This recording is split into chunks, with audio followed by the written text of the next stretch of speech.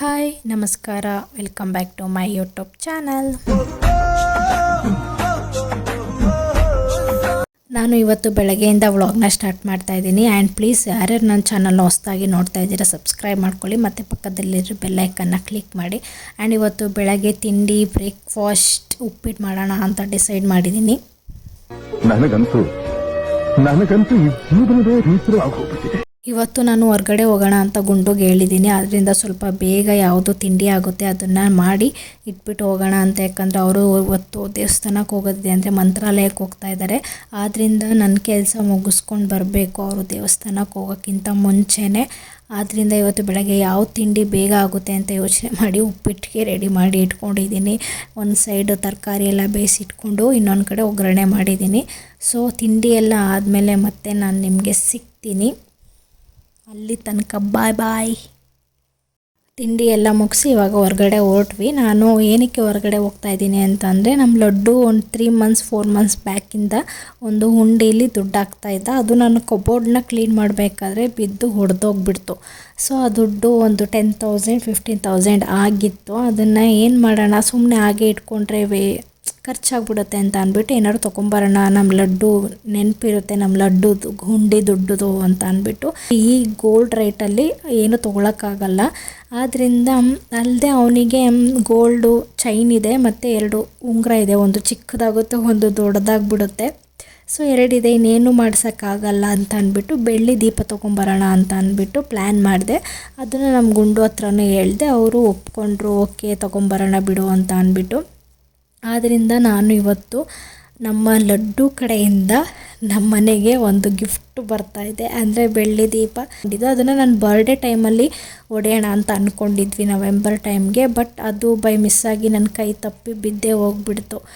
ಏನು ಮಾಡೋಕ್ಕಾಗಲ್ಲ. ಅದರಿಂದ ಅದನ್ನು ಮತ್ತೆ ಉಂಡಿ ತಂದು ಹಾಕ್ಬೋದಾಗಿತ್ತು. ಬಟ್ ಅಯ್ಯೋ ಬೇಡ, ಹೇಗೋ ಹೊಡೆದಿದೆಯಲ್ಲ, ನೆಕ್ಸ್ಟ್ ಬರ್ಡೇಯಿಂದ ಸ್ಟಾರ್ಟ್ ಮಾಡೋಣ ಅಂತ ಅಂದ್ಬಿಟ್ಟು ಇವಾಗ ಇರೋ ದುಡ್ಡಲ್ಲಿ ಹೋಗಿ ಒಂದು ದೀಪ ತೊಗೊಂಬರೋಣ ಅಂತ ಪ್ಲ್ಯಾನ್ ಮಾಡ್ಕೊಂಡಿದ್ದೀವಿ.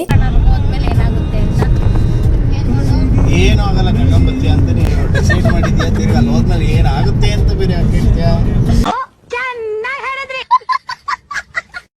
ಅಂದ್ರೆ ಈಗ ಡಿಸೈನ್ ಇಷ್ಟ ಆಗ್ಲಿಲ್ಲ, ಈಗ ನಮ್ಮ ಕಾಸ್ಟ್ಗೆ ಬರಲಿಲ್ಲ, ಅದಕ್ಕೆ ಏನನ ಆಗ್ಲಿ ತಗೊಂತೀಯ. ಬಿಟ್ಟು ಅವೆಲ್ಲ ಸುಳ್ಳು ಇಲ್ಲ. ತಗೊಳ್ಳಲ್ಲ, ಎಲ್ಲ ಸುಳ್ಳು. ಮೇಲೆ ತಗೊಂತೀಯ. ಯಾಕಂದ್ರೆ ನಿನಗೆ ಗೊತ್ತು, ಇನ್ನು ನನ್ನ ಗಂಡ ಮತ್ತಿನ್ ಯಾವಾಗ ಕರ್ಕೊಂಡು ಹೋಗ್ತಾನೋ, ಈಗಿರೋ ಕರ್ಕೊಂಡು ಹೋಗ್ತಾರೆ. ಇವಾಗ ತಗೊಂಡ್ಬಿಡೋಣ. ಅವ್ರಿವತ್ತು ನಮ್ಮ ಗುಂಡು ನಮ್ಮನ್ನ ಬಿಟ್ಟು ಮಂತ್ರಾಲಯಕ್ಕೆ ಹೋಗ್ತಾ ಇದ್ದಾರೆ. ನೋಡಿ, ನಮ್ಮ ಗುಂಡು ಅಲೋನ್ ಆಗಿ ಜರ್ನಿ ಮಾಡಕ್ ಇಷ್ಟಪಡ್ತಾರೆ. ಅಂದ್ರೆ ಸಂಸಾರ ಬಿಟ್ಟು ಫ್ರೆಂಡ್ ಜೊತೆ ಹೇಳಿದ್ದು, ಹೆಂಡತಿ ಮಗು ಜೊತೆ ಇಸ್ಕೋ ಫ್ರೆಂಡ್ ಜೊತೆ ಇವತ್ತು ಮಂತ್ರಾಲಯಕ್ಕೆ ಹೋಗ್ತಾ ಇದ್ದಾರೆ. ನಾನು ಅಷ್ಟರಲ್ಲಿ ತಗೊಂಬರೋಣ ಅಂತ ಅಂದ್ಬಿಟ್ಟು ಹೋಗ್ತಾ ಇದ್ದೀನಿ. ನೋಡೋಣ ಅದಾದ್ಮೇಲೆ ಏನೇನಾಗುತ್ತೆ ಅಂತ. ಏನ್ಕೊಂಡು ನಂತ ಇಡ್ತಿ ಪಡಿಯಕ್ಕೆ ನನ್ನ ಗಂಡ 7 ಜನ್ಮ ಅಲ್ಲ, ಪುಣ್ಯ ಮಾಡಿದ್ದೀನಿ. ಎಷ್ಟೆಷ್ಟು ಜನ್ಮ ಇರುತ್ತೋ ಗೊತ್ತಿಲ್ಲ. ಅಷ್ಟೆಷ್ಟು ಜನ್ಮದಲ್ಲೆಲ್ಲ ಪುಣ್ಯ ಮಾಡೋದು. ಮುಂದಿನ ಜನ್ಮ ಅಂತ ಅನ್ನೋದೇನಾದ್ರು ಇದ್ರೆ ನೀನೇ ಮತ್ತೆ ನಾನು ಹೆಂಡತಿ ಆಗ್ಬೋದು.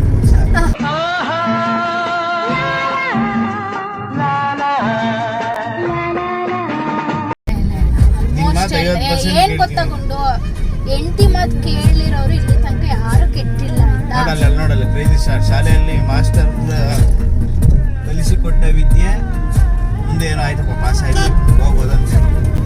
ಶಾಲೆಯಲ್ಲಿ ಮಾಸ್ಟರ್ ಕಲಿಸಿಕೊಟ್ಟ ವಿದ್ಯೆಗಿಂತ ಡ್ರೈವಿಂಗ್ ಫೀಲ್ಡ್ನಲ್ಲಿ ಜೀವನ ಸಾಗಿಸುತ್ತಿದೆ. ಏನ್ ಗೊತ್ತಾ, ಶಾಲೆಯಲ್ಲಿ ಮಾಸ್ಟರ್ ಕಲಿಸಿಕೊಟ್ಟ ವಿದ್ಯೆಗಿಂತ ಡ್ರೈವಿಂಗ್ ಫೀಲ್ಡ್ ನಲ್ಲಿ ಕಲಿತ ವಿದ್ಯೆ ಇವತ್ತು ಜೀವನ ಸಾಗುತ್ತಿದೆ. ಕರೆಕ್ಟಾಗಿ ಓದ್ತೀನಿ ನೋಡ್ಕೊ ಫೈನಲ್. ಹೇಳ್ರಪ್ಪ. ಶಾಲೆಯಲ್ಲಿ ಮಾಸ್ಟರ್ ಕಲಿಸಿಕೊಟ್ಟ ವಿದ್ಯೆಗಿಂತ ಡ್ರೈವಿಂಗ್ ಫೀಲ್ಡ್ ನಲ್ಲಿ ಕಲಿತ ವಿದ್ಯೆ ಇವತ್ತು ಜೀವನ ಸಾಗಿಸುತ್ತಿದೆ. ಕಂಟೆಂಟ್ ಹಿಡಿಬೇಕು. ಹೌದೌದು, ಕಾರಲ್ಲಿ ಹೋಗ್ತಾರಲ್ಲ ಇಷ್ಟೆಲ್ಲನೂ ಹಿಡಿದು ಬ್ಲಾಗಲ್ಲಿ ಹಾಕ್ಬೇಕು. ಅದೇ ಕಂಟೆಂಟ್ ನಮ್ಕೊಂಡು ಹೇಳ್ತಾ ಇರೋದು. ನೋಡು, ಇಂಥ ಜನ ಎಲ್ಲಿ ಸಿಗ್ತಾರೆ ನಿಮ್ಗೆ? ಹೊಡಿರಿ ಚಪ್ಪಾಳೆ, ಹೊಡಿರಿ. ಸರಿ, ಇವಾಗ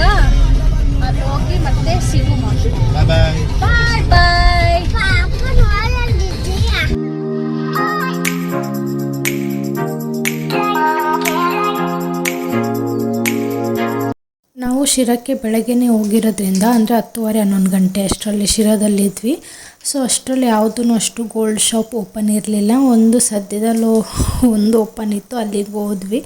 ನಾವು ಹೋದ್ರೂ ಪಾಪ ಅವರು ಲಾಕರಲ್ಲಿ ಇಟ್ಟಿರೋ ಗೋಲ್ಡು ಸಿಲ್ವರ್ ಎಲ್ಲನೂ ತೆಗೆದು ಹೊರಗಡೆ ಜಸ್ಟ್ ಇಡ್ತಾಯಿದ್ರು. ನಾವೇ ಫಸ್ಟ್ ಕಸ್ಟಮರ್ ಆಗಿರೋದ್ರಿಂದ ವೆಯ್ಟ್ ಮಾಡಿದ್ವಿ ಸ್ವಲ್ಪ ಹೊತ್ತು. ನೆಕ್ಸ್ಟ್ ವೆಯ್ಟ್ ಮಾಡಿ ಸಿಲ್ವರ್ ರೇಟ್ ಏನಿದೆ, ಗೋಲ್ಡ್ ರೇಟ್ ಏನಿದೆ ಅಂತ ಕೇಳಿದ್ವಿ. ನಾವು ತೊಗೋಬೇಕಾದ್ರೆ ಸಿಲ್ವರ್ ರೇಟು 127 ಏನೋ ಇತ್ತು ಗ್ರಾಮು. ಸೊ ತೊಗೊಂಡು ನೋಡಿದ್ವಿ ಯಾವುದ್ಯಾವುದು ನಮ್ಮ ಬಜೆಟ್ಗೆ ಯಾವುದಾಗುತ್ತೆ ಅಂತ ಅಂದ್ಬಿಟ್ಟು ಚಿಕ್ಕದೇ ನೋಡಿದ್ವಿ. ಯಾಕಂದರೆ ಗೊತ್ತಲ್ಲ, ಸಿಲ್ವರ್ ರೇಟ್ ಇವಾಗ ಜಾಸ್ತಿ ಆಗಿರೋದ್ರಿಂದ ಈ ಯಾವುದನ್ನು ಏನೂ ತೊಗೊಳಕ್ಕಾಗಲ್ಲ. ಸೊ ನಮ್ಮ ರೇಟಿಗೆ ಬಂದಷ್ಟು ತೊಗೊಂಡು ಅದಕ್ಕೆ ನನ್ನ ಮಗಂದು ಮೆಮೊರೀಸ್ ಅಲ್ವಾ, ಮೀನ್ಸ್ ನನ್ನ ಮಗನ ಸೇವಿಂಗ್ಸ್ ದುಡ್ಡಲ್ವ, ಅದಕ್ಕೆ ಅಂತ ಅಂದ್ಬಿಟ್ಟು ನಾನು ಅವನ ಹೆಸ್ರನ್ನೇ ಹಾಕ್ಸೋಣ ಅಂತ ಅಂದ್ಬಿಟ್ಟು ನಾನು ಡಿಸೈಡ್ ಮಾಡ್ಕೊಂಡಿದ್ದೆ. ಯಾಕಂದರೆ ಇದೇ ಅಲ್ಲ, ನಾನು ಏನೇ ಒಂದು ಅವನ ಸೇವಿಂಗ್ಸಲ್ಲಿ ತೊಗೊಂಡಿರೋದನ್ನೆಲ್ಲ ಅವನ ಹೆಸ್ರು ಇರಬೇಕು ಅಂತ ಅಂದ್ಬಿಟ್ಟು ನಾನು ಅಂದ್ಕೊಂಡಿದ್ದೆ ಮೊದಲಿಂದನೂ. ಸೊ ಅದಕ್ಕೆ ಅಂತಲೇ ದೀಪದಲ್ಲೂ ಅವನ ಹೆಸ್ರು ದಿಯಾನ್ ಅಂತ ಅಂದ್ಬಿಟ್ಟು ಹಾಕ್ಸ್ತಾಯಿದ್ದೆ. ನಮ್ಮ ಗುಂಡು ಬೇಡ ಅಂತ ಹೇಳಿದ್ರು, ಬಟ್ ನನಗೆ ಆಸೆ ಇತ್ತು, ಅದಕ್ಕೆ ಹಾಕ್ಸ್ಬಿಟ್ಟು ನೆಕ್ಸ್ಟ್ ಅವ್ರ ಹತ್ರ ಇಸ್ಕೊಂಡು ಅಲ್ಲಿಂದ ನಾವು ಹೊರಟ್ವಿ.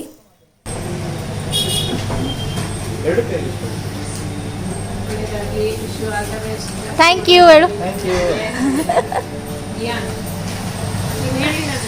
ನೆಕ್ಸ್ಟ್ ನಾವು ಅಲ್ಲಿಂದ ಸಲೂನಿಗೆ ಹೋದ್ವಿ. ಯಾಕಂದರೆ ನನ್ನ ಮಗ ಮನೆಯಿಂದನೇ ಹೇಳ್ಕೊಂಡು ಬಂದಿದ್ದ, ನನಗೆ ಏರ್ ಕಟ್ ಮಾಡಿಸ್ಬೇಕು ನೀವು ಅಂತ ಅಂದ್ಬಿಟ್ಟು. ಸೊ ಅದಕ್ಕೆ ಮಾಡಿಸೋಣ, ಯಾಕಂದರೆ ಒಂದು ಏರ್ ಕೂಡ ಗ್ರೋತ್ ಆಗಿಬಿಟ್ಟಿತ್ತು ಜಾಸ್ತಿ, ಅದರಿಂದ ಮಾಡಿಸೋಣ ಅಂತ ಅಂದ್ಬಿಟ್ಟು ನಮ್ಮ ಗುಂಡು ಫ್ರೆಂಡ್ ಇದ್ದರು ಅಲ್ಲೇ ಶಿರಾದಲ್ಲಿ. ನಮ್ಮ ಗುಂಡು ಫ್ರೆಂಡ್ ಶಾಪ್ಗೆ ಹೋಗಿ ಮಾಡಿಸ್ಕೊಳ್ಳೋಣ ಅಂತ ಅಂದ್ಬಿಟ್ಟು ಅಲ್ಲಿಗೆ ಹೋದ್ವಿ. ಬಟ್ ನಾವು ಈ ಸಲ ಏನಾದರೂ ಡಿಫ್ರೆಂಟಾಗಿ ಹೇರ್ ಸ್ಟೈಲ್ ಮಾಡಿಸ್ಬೇಕು ಅಂತ ಅಂದ್ಬಿಟ್ಟು ಮೊಬೈಲಲ್ಲೆಲ್ಲ ನೋಡಿದ್ರು ಗುಂಡು ಯಾವ್ದು ಚೆನ್ನಾಗಿರುತ್ತೆ ಏನು ಅಂತ ಅಂದ್ಬಿಟ್ಟು ಅವ್ರ ಫ್ರೆಂಡ್ ಒಂದು ಸಜೆಷನ್ ಕೊಟ್ಟರು, ಅದನ್ನು ಮಾಡಿಸಿದ್ರು. ನೆಕ್ಸ್ಟ್ ನಾನು ಅದಕ್ಕೆ 2 ಲೈನ್ ಹಾಕ್ಸಿ ಅಂತ ಅಂದ್ಬಿಟ್ಟು ಎಕ್ಸ್ಟ್ರಾ ಲೈನ್ ಹಾಕ್ಸಿದೆ. ನಮ್ಮ ಗುಂಡಿಗೆ ಇಷ್ಟ ಇರಲಿಲ್ಲ ಆ ಥರ ಲೈನೆಲ್ಲ ಹಾಕ್ಸೋದಕ್ಕೆ. ಆದರೆ ನನಗೆ ಈ ವಯಸ್ಸಲ್ಲಿ ಸ್ಟೈಲ್ ಮಾಡಿದೆ, ಇನ್ನು ಯಾವಾಗ ಸ್ಕೂಲಿಗಂತೂ ಹೋದಾಗ ಮಾಡೋಕ್ಕಾಗಲ್ಲ. ಯಾಕಂದರೆ ಸ್ಕೂಲಲ್ಲಿ ತುಂಬ ರೂಲ್ಸ್ ಎಲ್ಲ ಇರುತ್ತೆ, ಅದೆಲ್ಲ ಫಾಲೋ ಮಾಡಬೇಕಾಗಿರುತ್ತೆ. ಈ ಥರ ಹೇರ್ ಸ್ಟೈಲೆಲ್ಲ ಮಾಡ್ಕೊಂಡು ಹೋದರೆ ಸ್ಕೂಲ್ ಒಳಗಡೆ ಬಿಟ್ಕೊಳ್ಳೋದೇ ಇಲ್ಲ. ಸೊ ಅದಕ್ಕೆ ಗುಂಡು ಈ ವಯಸ್ಸಲ್ಲಿ ಮಾಡಬೇಕಲ್ವ, ಮಾಡಲಿ ಬಿಡಿ ಅಂತ ಅಂದ್ಬಿಟ್ಟು ಚೆನ್ನಾಗಿರುತ್ತೆ ಅಂತ ಅಂದ್ಬಿಟ್ಟು ನಾನು 2 ಲೈನ್ ಹಾಕ್ಸಿದೆ. ಬಟ್ ಅದು ಹಾಕ್ಸಿದ್ಮೇಲೆ ನನ್ನ ಮಗ ಇನ್ನೂ ಕ್ಯೂಟಾಗಿ ಚೆನ್ನಾಗಿ ಕಾಣಿಸ್ತಿದ್ದ. ಅವ್ರ ಅಪ್ಪಂಗೆ ಅವಾಗಂತೂ ತುಂಬ ಖುಷಿಯಾಯಿತು, ಚೆನ್ನಾಗಿ ಕಾಣಿಸ್ತೀಯ ಮಗನೇ ನೀನು, ನೆಕ್ಸ್ಟ್ ಟೈಮ್ ನಾನು ಇದೇ ಥರ ಹೇರ್ ಸ್ಟೈಲ್ ಮಾಡಿಸ್ಕೋತೀನಿ ಅಂತ ಅಂದ್ಬಿಟ್ಟು ಹೇಳ್ತಾಯಿದ್ರು. ನೆಕ್ಸ್ಟ್ ಅಲ್ಲಿಂದ ಮನೆಗೆ ಬಂದ್ವಿ. ನಮ್ಮ ಗುಂಡನ್ನೇ ನನ್ನ ಮಗಂಗೆ ಎಲ್ಲ ಸ್ನಾನ ಮಾಡಿಸಿ ಅವನ್ನ ರೆಡಿ ಮಾಡಿಸಿ ಹೇರ್ ಸ್ಟೈಲು ಸ್ಪೈಕ್ ಕೂರಿಸ್ತಾಯಿದ್ರು. ಯಾಕಂದರೆ ಒಂದು ಹೇರ್ ಸ್ಟೈಲೇ ಆ ಥರ ಇತ್ತಲ್ವ. ಸೊ ಅದನ್ನೆಲ್ಲ ಮಾಡಿಸಿ ನೆಕ್ಸ್ಟು ನನ್ನ ಮಗಂಗೆ ಹೇಳ್ತಾಯಿದ್ರು, ನೀನು ಕೇಳಿದೆ ಅಲ್ವ ಮಗನೇ ಹೇರ್ ಕಟ್ ಮಾಡಿಸಿ ಅಂತ ಅಂದ್ಬಿಟ್ಟು ಮಾಡಿಸಿದ್ದೀನಿ, ಈಗ ನೀನು ನನಗೇನು ಕೊಡ್ತೀಯ ಮಗನೇ ಅಂತ ಅವರಪ್ಪ ಅನ್ನೋ ಕ್ವಶನ್ಸ್ ಮಾಡ್ತಾಯಿದ್ರು. ಅದಕ್ಕೆ ಅವನು ನಾನು ನಿನಗೆ ಮುದ್ದು ಕೊಡ್ತೀನಿ ಅಪ್ಪ ಅಂತ ಅಂದ್ಬಿಟ್ಟು ಮುದ್ದು ಕೊಟ್ಟು ಅವ್ರ ಅಪ್ಪನ್ನ ನೈಸ್ ಮಾಡ್ತಾಯಿದ್ದೆ. ನನ್ನ ಮಗನಿಗೆ ಯಾವಾಗ ಯಾರು ಪರವಾಗಿ ಮಾತಾಡಬೇಕು ಅನ್ನೋದು ಚೆನ್ನಾಗಿ ತಲೆ ಓಡುತ್ತೆ. ನೆಕ್ಸ್ಟು ನಮ್ಮ ಅತ್ತೆ ಬಂದರು. ನಮ್ಮ ಅತ್ತೆಗೆ ನಾವು ತಂದಿರೋ ದೀಪನ ತೋರಿಸ್ತಾ ಇದ್ದೆ. ನಮ್ಮತ್ತೆ ನಾವು ಬಂದಾಗ ಇರಲಿಲ್ಲ, ಅವರು ಊರಲ್ಲಿ ಕರಿಯಮ್ಮ ದೇವ್ರನ್ನ ಕರೆಸಿದ್ರು ಒಬ್ಬರು ಮನೆಯಲ್ಲಿ, ಅಲ್ಲಿಗೆ ಅಂತ ಅಂದ್ಬಿಟ್ಟು ಹೋಗಿದ್ರು. ನಾವು ಬರ್ಬೇಕಾದ್ರೆ ಅವ್ರು ಇರಲಿಲ್ವಲ್ಲ, ಅದಕ್ಕೆ ಅವ್ರು ಬಂದ ಮೇಲೇ ತೋರಿಸ್ದೆ. ಆವಾಗ ಕೇಳ್ತಾಯಿದ್ರು ಹೇಗಿದೆ ಇವಾಗ ಬೆಳ್ಳಿ ಚಿನ್ನ ಎಲ್ಲ ರೇಟು, ಕಡಿಮೆ ಆಗಿದೆಯಾ ಜಾಸ್ತಿ ಆಗಿದೆಯಾ ಅಂತೆಲ್ಲ. ಏನು ಕಡಿಮೆ ಇಲ್ಲ, ಎಲ್ಲ ಜಾಸ್ತಿನೇ ಆಗಿದೆ ಅಂತ ಹೇಳಿ ತೋರಿಸ್ದೆ. ಆಮೇಲೆ ನೆಕ್ಸ್ಟು ಅವರು ಇವಾಗಿನ ಕಾಲದಲ್ಲಿ ಏನೂ ತೊಗೊಳಕ್ಕಾಗಲ್ಲ ಬಿಡಮ್ಮ, ಮೊದಲು ಅಂತೂ ದುಡಿಮೆ ಕಡಿಮೆ, ಎಲ್ಲ ಕಡಿಮೆ ಇದ್ರೂ ತೊಗೊಳಕ್ಕಾಗ್ತಿರ್ಲಿಲ್ಲ. ಇವಾಗ ದುಡಿಮೆ ಜಾಸ್ತಿ ಇದ್ರೂ ಏನೂ ತೊಗೊಳಕ್ಕಾಗ್ತಿಲ್ಲ, ಎಲ್ಲ ಹಂಗೆ ಗಗನಕ್ಕೆ ಏರ್ತಾ ಇದ್ದಾವೆ ಅಂತೆಲ್ಲ ಹೇಳ್ತಾಯಿದ್ರು. ಅದ ನಂತರ ನನಗೆ ಮೀಶೋದಿಂದ ಒಂದು ಡ್ರೆಸ್ ಬಂದಿತ್ತು, ಅಂದರೆ ನಾನು ಬುಕ್ ಮಾಡ್ಕೊಂಡಿದ್ದೆ. ಅದನ್ನು ನಾನು ನಾರ್ಮಲಾಗಿ ಡ್ರೆಸ್ನ ಓಪನ್ ಮಾಡಿ ನೋಡ್ತಾಯಿದ್ದೆ. ಆವಾಗ ನನ್ನ ಮಗ ಒಂದು ಐಡಿಯಾ ಕೊಟ್ಟ, ಅಮ್ಮ ನಾನು ವೀಡಿಯೋ ಮಾಡ್ತೀನಿ ಅಂತ ಅಂದ್ಬಿಟ್ಟು. ಆವಾಗ ಹಾಂ ಓಕೆ ಮಾಡು ಲಡ್ಡು ಅಂತ ಅಂದ್ಬಿಟ್ಟು ನನ್ನ ಮಗನ ಕೈಲಿ ಮೊಬೈಲು ಮತ್ತು ಮೊಬೈಲ್ ಸ್ಟ್ಯಾಂಡ್ ಕೊಟ್ಟಿದ್ದೆ. ನನ್ನ ಮಗ ಎಷ್ಟು ನೀಟಾಗಿ ವೀಡಿಯೋ ಮಾಡಿದ್ದಾನೆ ಅಂದರೆ ಮುಂದೆ ನನ್ನ ಮಗ ಒಳ್ಳೆ ಫೋಟೋಗ್ರಾಫರ್ ಅಥವಾ ವೀಡಿಯೋಗ್ರಾಫರ್ ಆಗ್ಬೋದು ಅನ್ನೋದು ನನಗೆ ಅನ್ನಿಸ್ತಾ ಇತ್ತು. ಬಟ್ ನಮ್ಮ ಗುಂಡಿಗೆ ಇದರಲ್ಲೆಲ್ಲ ಇಂಟ್ರೆಸ್ಟ್ ಇಲ್ಲ. ನಮ್ಮ ಗುಂಡಿಗೆ ವೀಡಿಯೋ ಮಾಡಿಕೊಂಡು ಫೋಟೋ ತೆಗೀರಿ ಅಂದರೆ ಅವರು ಅಯ್ಯೋ ಅದೆಲ್ಲ ಬೇಕಾ ಒಂಥರ, ಅವ್ರಿಗೆ ಅದ್ರ ಬಗ್ಗೆ ಇಂಟ್ರೆಸ್ಟೇ ಇಲ್ಲ.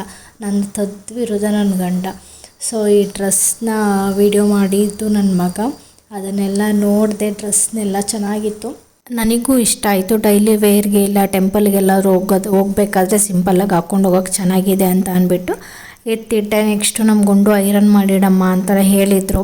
ಆದ್ದರಿಂದ ನಮ್ಮ ಗುಂಡುಗೆ ಬಟ್ಟೆ ಎಲ್ಲನೂ ಐರನ್ ಮಾಡಿ ಬ್ಯಾಗ್ ಪ್ಯಾಕ್ ಮಾಡ್ತಾಯಿದ್ದೆ. ನಾನು ಆಲ್ಮೋಸ್ಟ್ ಐರನ್ ಮಾಡೋದು ಕಡಿಮೆ. ನಮ್ಮ ಗುಂಡೂ ಅಷ್ಟೇ ಐರನ್ನು ಅಷ್ಟು ಯೂಸ್ ಮಾಡಿರೋ ಬಟ್ಟೆ ಹಾಕ್ಕೊಳ್ಳಲ್ಲ, ಯಾಕಂದರೆ ಅವರು ಹಾಕ್ಕೊಳ್ಳೋದೇ ಯಾವಾಗ್ಲೂ ಟೀ ಶರ್ಟ್ಸ್ಗಳು, ಶರ್ಟು ಕಡಿಮೆ. ಆದ್ದರಿಂದ ನಾವು ಐರನ್ ಮಾಡೋದೇ ಇಲ್ಲ, ಎಲ್ಲೋ ಅಪರೂಪ ಮಾಡ್ತಾ ಇರೋದಷ್ಟೇ. ನಮ್ಮ ಮಾವ ಇರಬೇಕಾದ್ರೆ ಅವ್ರಿಗೆ ವೀಕ್ಲಿ ಐರನ್ ಮಾಡಲೇಬೇಕಾಗಿತ್ತು, ಯಾಕಂದರೆ ಅವ್ರ ಮನೇಲಿದ್ರೂ ಕೂಡ ಐರನ್ ಬಟ್ಟೆನೇ ಯೂಸ್ ಮಾಡ್ತಾಯಿದ್ದು. ಆದರೆ ನಮಗೊಂದು ಟೀ ಶರ್ಟ್ ಹಾಕೊಳ್ಳೋದ್ರಿಂದ ಅಷ್ಟು ಐರನ್ ಬಟ್ಟೆ ಎಲ್ಲ ಯೂಸ್ ಮಾಡಲ್ಲ. ಯಾವುದಾದ್ರೂ ಫಂಕ್ಷನ್ಸ್, ಮದುವೆ, ವೆಕೇಷನಲ್ಲಿ ಏನೇನಿರುತ್ತೆ ಆ ಸಂದರ್ಭ ತಕ್ಕಂಗೆ ಅವರು ಐರನ್ ಬಟ್ಟೆನ ಯೂಸ್ ಮಾಡ್ತಾರೆ. ಸೊ ನಾನು ಬಟ್ಟೆ ಎಲ್ಲನೂ ಐರನ್ ಮಾಡಿ ಅವರಿಗೆ ಏನೇನು ಬೇಕು, ಬ್ರಷು, ಟವಲ್ಲು, ಬಟ್ಟೆ ಅದನ್ನೆಲ್ಲ ಬ್ಯಾಗಿಗೆ ಹಾಕಿ ರೆಡಿ ಮಾಡಿ ಇಟ್ಟಿದ್ದೆ. ಅವರು ತೋಟಕ್ಕೆ ಹೋಗಿದ್ರು, ಅವರಲ್ಲಿಂದ ಬರೋಷ್ಟರಲ್ಲಿ ನಾನು ಎಲ್ಲ ರೆಡಿ ಮಾಡಿದ್ದೆ. ನೆಕ್ಸ್ಟ್ ಅವರಲ್ಲಿಂದ ಬಂದು ಸ್ನಾನ ಮಾಡಿ ಹೊರಟರು.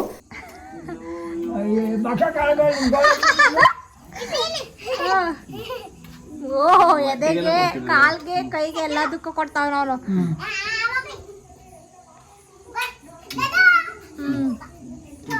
ಬಾಯ್ ಬಾಯ್ ಬಾಯ್ ಮಾಡಿ, ಬಾಯ್ ಬಾಯ್ ಬಾಯ್ ಬಾಯ್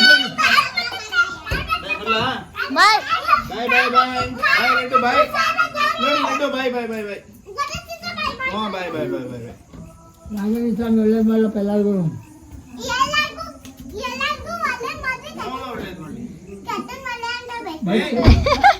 ಏನೇನೋ ಬರ್ತಾರಲ್ಲ ಇವನು.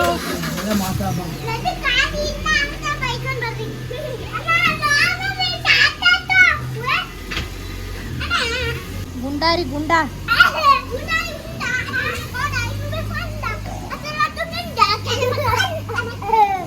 ಟಿಕ್ಲಸ್ ಟಿಕ್ಲಸ್ ಪಕ್ಲಸ್ ಮಕ್ಲಸ್.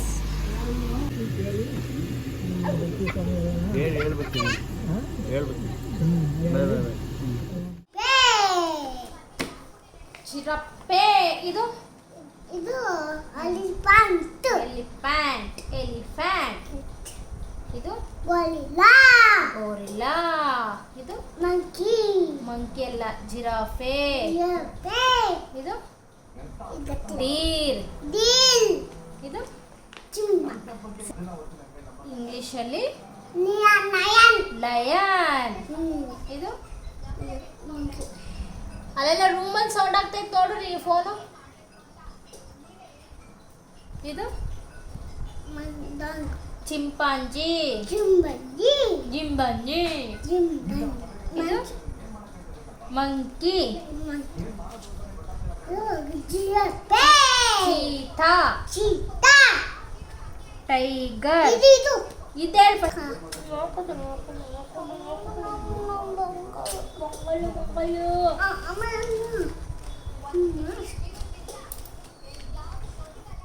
ಇವಾಗ ಮಂತ್ರಾಲಯದಲ್ಲಿ ಕ್ಯೂ ಸಿಸ್ಟಮ್ ಮಾಡಿದಾರಂತೆ. ಅಂದರೆ ಫಸ್ಟ್ ಇತ್ತು ಒಳಗಡೆಯಿಂದನೇ ಇತ್ತು, ಬಟ್ ಇವಾಗ ಹೊರಗಡೆಯಿಂದನೂ ಸ್ಟಾರ್ಟ್ ಮಾಡಿದ್ದಾರೆ ಅಂತ ಅಂದ್ಬಿಟ್ಟು ಗುಂಡು ನನಗೆ ತೋರಿಸೋಣ ಅಂತ ಅಂದ್ಬಿಟ್ಟು ವಿಡಿಯೋ ಮಾಡ್ಕೊಂಡಿದ್ರಂತೆ. ಸೊ ನಾನು ಅದನ್ನು ಇಲ್ಲಿ ಅಟ್ಯಾಚ್ ಮಾಡಿದ್ದೀನಿ.